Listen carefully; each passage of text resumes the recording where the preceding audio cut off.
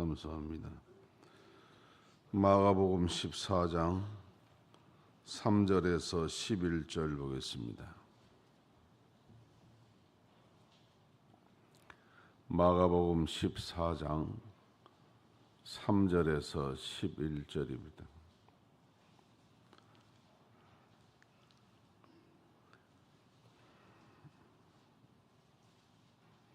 다 같이 보겠습니다. 예수께서 베다니 문둥이 시몬의 집에서 식사하실 때에 한 여자가 매우 값진 향유고 순전한 나드 한 향 옥합을 가지고 와서 그 옥합을 깨뜨리고 예수의 머리에 부으니 어떤 사람들이 분내어 서로 말하되 무슨 의사로 이 향유를 허비하였는가? 이 향유를 300데나리온 이상에 팔아 가난한 자들에게 줄 수 있었겠도다 하며 그 여자를 책망하는지라. 예수께서 가라사대 가만두어라. 너희가 어찌하여 저를 괴롭게 하느냐? 저가 내게 좋은 일을 하였느니라. 가난한 자들은 항상 너희와 함께 있으니 아무 때라도 원하는 대로 도울 수 있거니와 나는 너희와 항상 함께 있지 아니하니라. 저가 힘을 다하여 내 몸에 향유를 부어 내 장사를 미리 준비하였느니라. 내가 진실로 너희에게 이르노니 온 천하에 어디서든지 복음이 전파되는 곳에는 이 여자의 행한 일도 말하여 저를 기념하리라 하시니라. 12 중에 하나인 가룟 유다가 예수를 넘겨주려고 제사장들에게 가매 저희가 듣고 기뻐하여 돈을 주기로 약속하니 유다가 예수를 어떻게 넘겨줄 기회를 찾더라. 아멘. 좌우로 인사하시죠. 오늘도 복된 하루 되시길 바랍니다.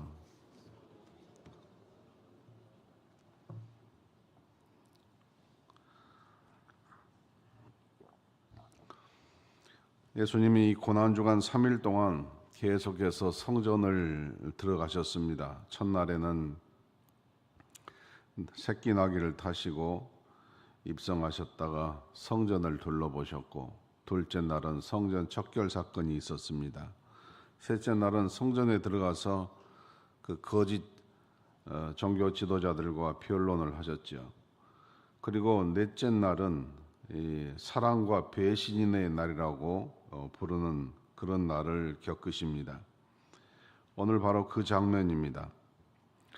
이날만큼은 예수님이 성전에 들어가지 아니하시고 베다니 마을에 머물러 계셨다 그랬습니다. 어디에 계셨느냐?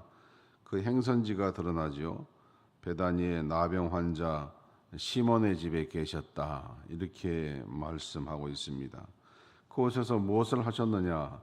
3절 말씀에 보면은 나병 환자의 집에서 이 시몬, 나병 환자 시몬과 식사를 하고 계셨다 그랬습니다. 여기에 대해서도 할 말이 참 많죠. 그 당시에 가장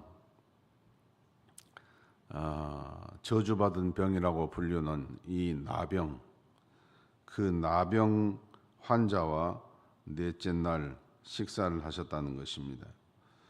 그런데 바로 그 순간에 또 무슨 일이 하나 일어났습니다. 그것은 한 여자가 옥합을 깨뜨려 향유를 예수님의 머리로부터 발끝까지 부었습니다.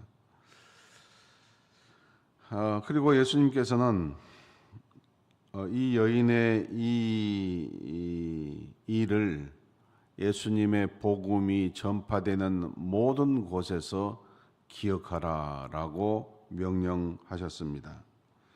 그래서 이 장면이 매우 중요하다는 것입니다.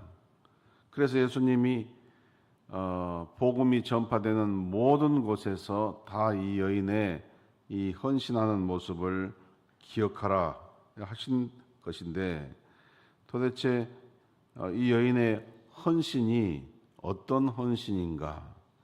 이토록 예수님께서 칭찬하시고 복음이 전파되는 모든 곳에서 기억해야 될 헌신이라고 말씀하신 이유가 무엇일까요? 그 이유는 이 여인이 주님 앞에 했던 헌신은 계산을 초월한 헌신이었기 때문이다 하는 것입니다. 우리가 헌신을 할 때에는 계산을 초월해야 헌신이 됩니다. 이 여인이 값비싼 향수를 예수님의 머리부터 붓습니다. 그녀에게 계산이 하나도 없어 보입니다. 왜냐하면 왜 계산이 없는 헌신을 했느냐?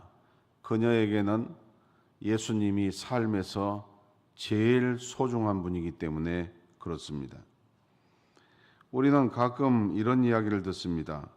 하나님은 물질과 권세를 물질과 능력을 동시에 주지는 않으신 것 같다.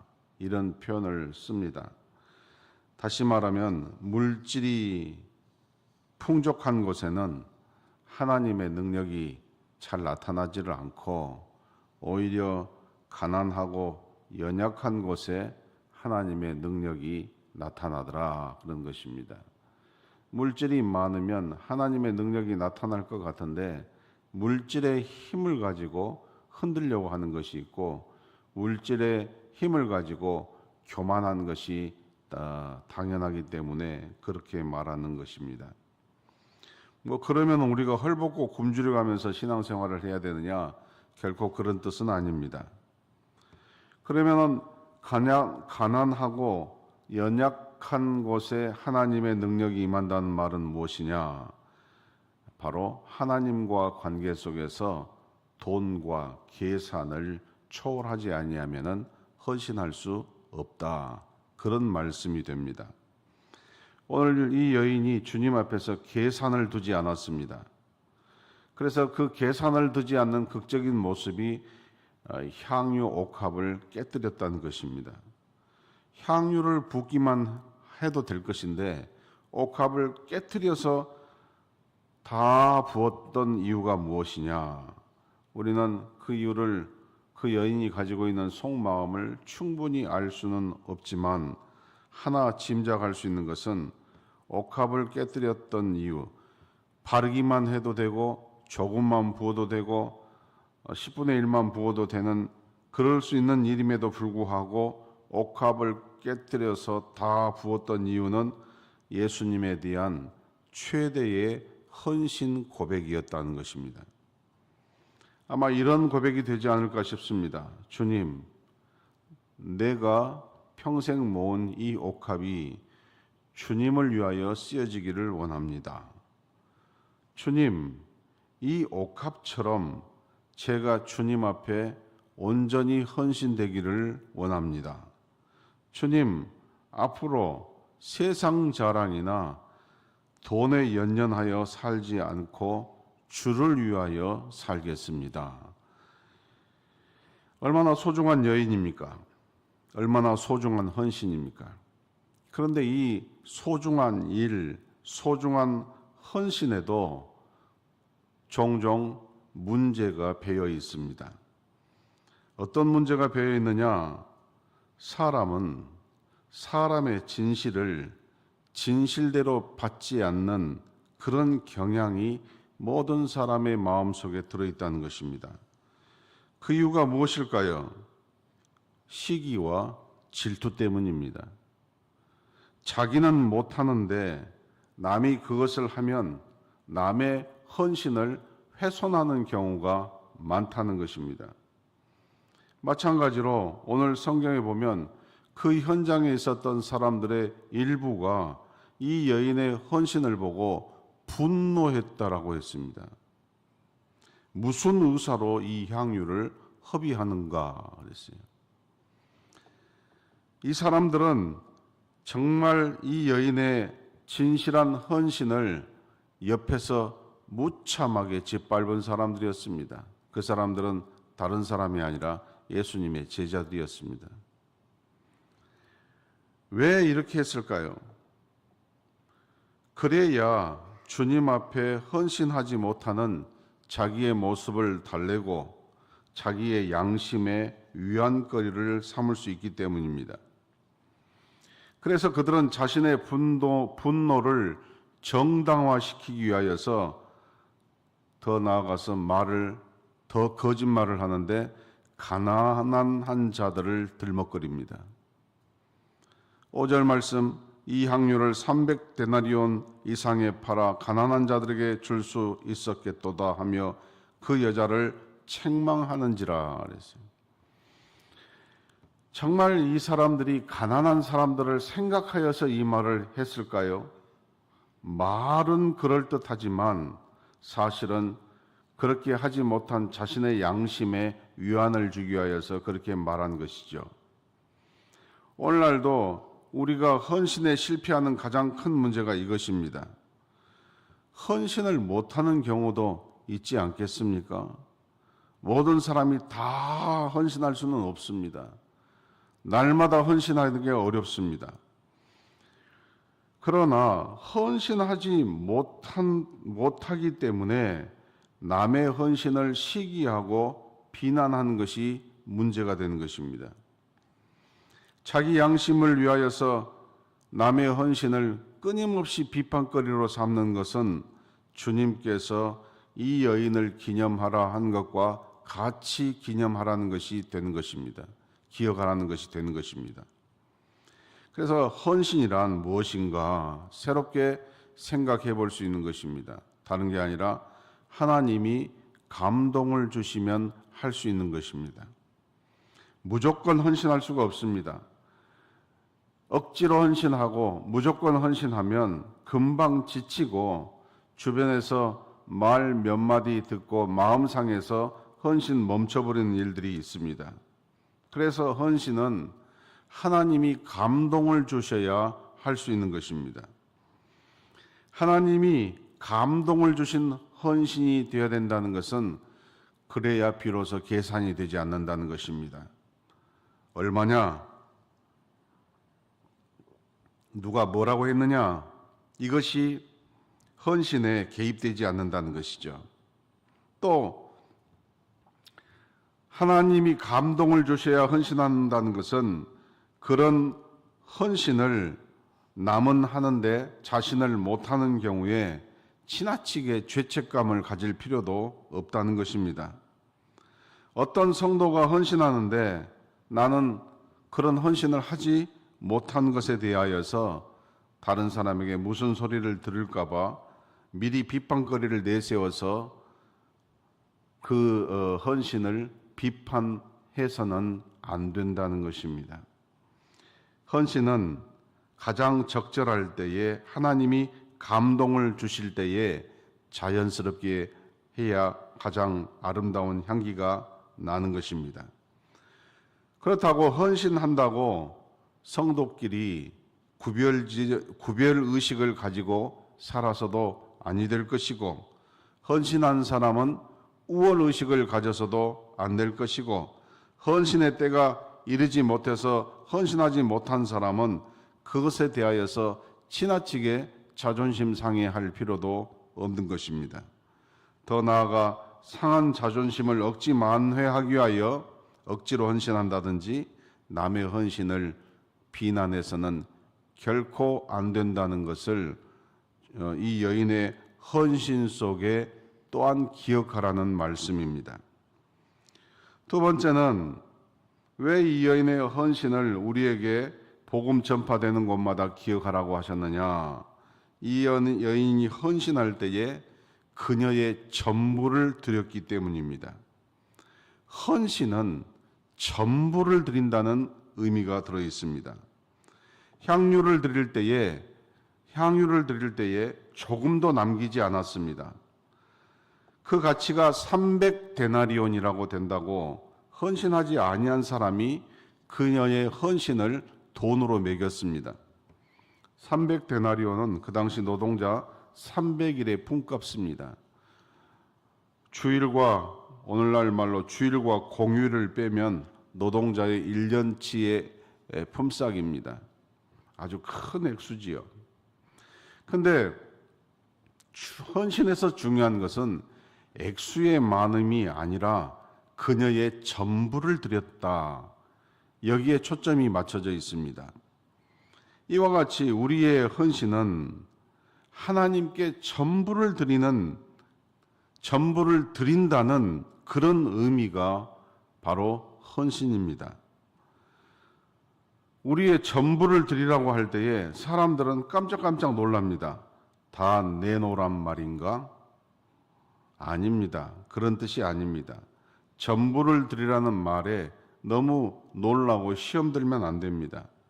전부를 드리라는 말은 우리가 하나님 앞에 드릴 때에 우리의 일부를 드려도 마치 전체를 드리는 심정으로 드려야 된다는 말씀이기도 합니다. 전능하신 하나님 앞에 드리면서 마치 적선을 하는 것처럼, 마치 불쌍한 사람에게 뭘 하나 더 주는 것처럼 그렇게 드리는 것이 아니라 몸과 마음과 영혼과 생명을 다 모두어서 하나님 앞에 여기에 실어서 드립니다 라는 그 고백이 바로 헌신이라는 것입니다. 11조가 무엇입니까? 어떤 교회가 주차장 부지를 구입하고자 합니다. 주일마다 주차장이 없어서 아주 복잡하고 예배드리는데 불편함이 많아서 주차장을 해야겠다라고 결정을 하고 살펴보니까 교회 옆에 주차장 할 만한 빈 땅이 있었습니다.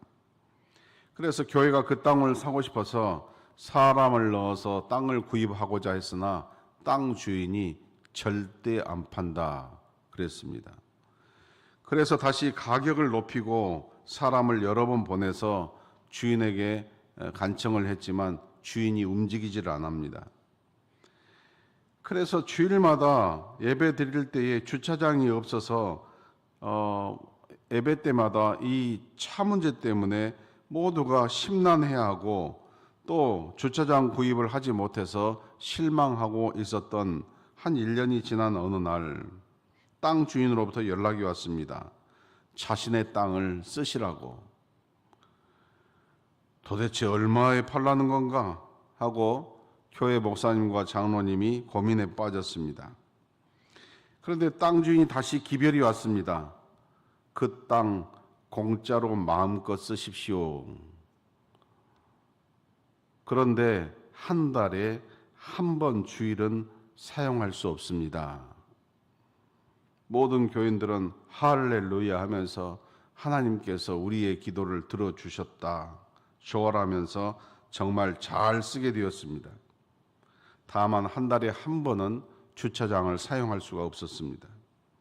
몇 달이 지나자 교인들 가운데 서서히 불평하는 사람이 생겼습니다. 이왕에 공짜로 사용할 바에 그깟 하루도 사용하게 하지 하면서 툴툴거리며 불평이 많아지기 시작했습니다. 다시 교회 측에서 땅 주인을 만났습니다. 너무너무 감사합니다. 저희들이 잘 쓰고 있습니다. 그런데 이왕이면 다 사용하게 해 주실 수는 없는지요? 왜 한 달에 하루 그 주일날 해필이면 사용을 금하게 하신지요? 이때 주인이 빙그레 웃으면서 하는 말이 그래야 그 땅이 당신들의 땅이 아니라 제 땅이라는 것을 아시겠지요. 이렇게 말을 했습니다. 저는 이 예화가 주일 성수의 의미도 되고 11조에 대한 설명도 충분히 된다라고 생각합니다. 10분의 1을 드리지만 모든 것을 드린다는 의미가 바로 11조에 있는 것이고 7날 중에 하루를 구별하여서 주일 성수를 한다는 말도 다 의미가 여기에 들어 있습니다. 이런 마음으로 주를 위해 드리고 주를 위하여 산다는 것이 바로 헌신이지 않겠습니까? 그래서 기발한 것을 드리지 않아도 아주 독특한 것을 드리지 않아도 우리는 이 10의 1조나 주일 성수를 통하여서도 온전히 헌신의 삶을 살 수 있는 것입니다. 세 번째, 헌신할 때는 미루지 말라는 것입니다. 이 장면 끝나고 난 다음에 주님께서 이어서 십자가를 지십니다. 그래서 이 여인의 헌신은 아무도 모르는 예수님의 마지막 시간들을 준비하는 마지막 헌신이 되었던 것입니다. 예수님이 돈을 많이 바쳐서, 예수님이 많은 확률을 받아서 기분이 좋아서 이 여인이 한 일을 기억하라는 것이 아닙니다. 이 여인은 어느 누구도 생각지도 못했던 예수님의 마지막을 준비한 헌신이 되었다는 것입니다. 그래서 주님이 이 여인의 헌신을 복음이 전파되는 모든 곳에서는 기억하라라고 명령하신 것이죠. 그러므로 우리가 헌신을 할 때는 항상 이 헌신이 마지막이 될 수도 있다는 것을 잊어서는 안 됩니다. 오늘 주일이 마지막 주일이 될 수도 있고, 오늘 새벽 기도가 마지막 새벽 기도가 될 수도 있고, 오늘 드리는 11조가 내 인생의 마지막 11조가 될 수가 있는 것이고, 오늘 하는 전도가 내 일생의 마지막 전도가 될 수가 있는 것이죠. 그러나 그 마지막 헌신이 수가 있는데 그것을 미루어 버렸다면 어떻게 되겠습니까? 그래서 하나님이 헌신의 감동을 주실 때는 결코 미루어서는 안 되는 것입니다. 신앙생활을 하다 보면 성령께서 어느 때에 우리의 마음에 헌신의 부담을 주실 때가 있습니다. 다른 것도 열심히 하는데 유독 어떤 마음의 부담감을 주실 때가 있습니다. 그때의 마음속에 형편이 풀리면 하지, 이런 생각이 들 수 있습니다. 물론 그때 가서도 할 수 있지만 가만히 생각해 보면 그때 가서는 그 감동이나 그 진정한 헌신의 모습이 많이 퇴색하고 난 다음이라는 것이고, 그때처럼 헌신이 안 되더라는 것입니다. 하나님이 받으시는 헌신은 하나님이 감동을 주실 때에 미루지 않고 즉시 헌신하는 것입니다. 그것이 주님이 기억하시는 헌신인 것입니다. 요한복음 19장 39절 말씀을 보면 일찍 예수께 밤에 나왔던 니고데모도 몰약과 침량을 섞은 것을 100근쯤 가지고 온지라 그랬어요. 니고데모는 예수님이 돌아가신 후에 이 몰약과 침량 섞은 이것을 이제 죽은 자에게 바르기 위하여서 가지고 왔는데 100근, 한 33kg나 되는 아주 엄청난 양이지요. 그런데 예수님이 이 엄청난 양을 가지고 온 이 니고데모를 기억하라는 말씀은 하지 않으셨어요. 물론 하는 것은 안 하는 것보다 100배 낫지요.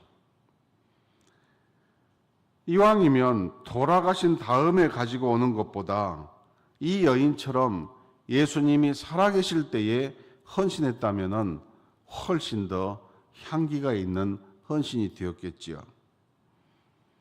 그래서 헌신은 헌신의 기회가 있을 때 하는 것입니다.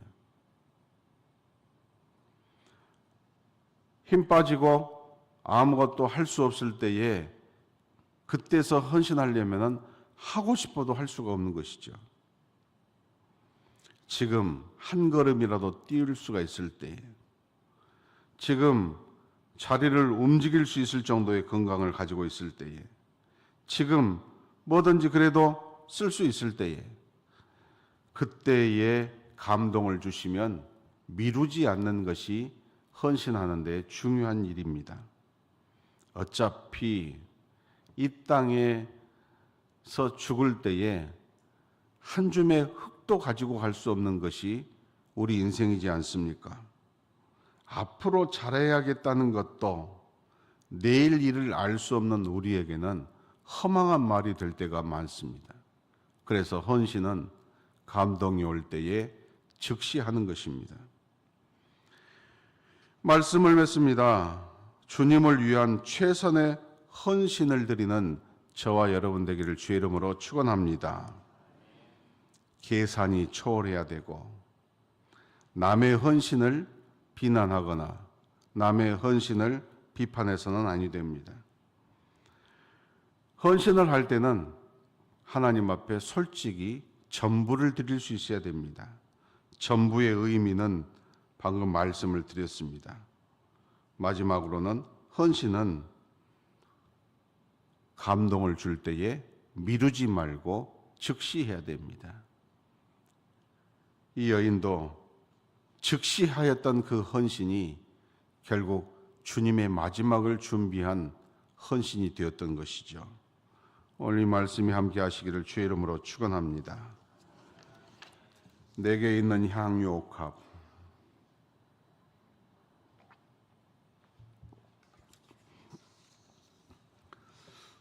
내게 있는 향유 옥합 주께 가져와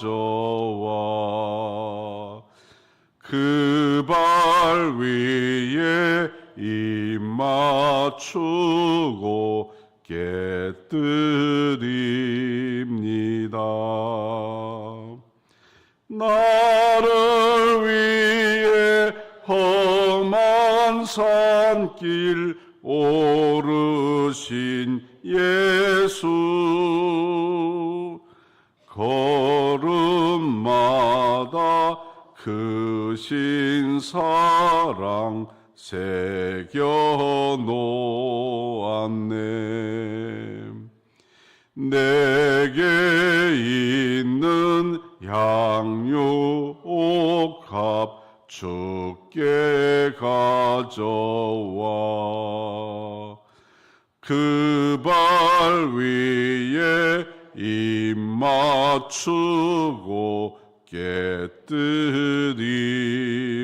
깨뜨립니다. 나를 위해 십자가에 오르신 그 발 흘린 피로 나의 죄를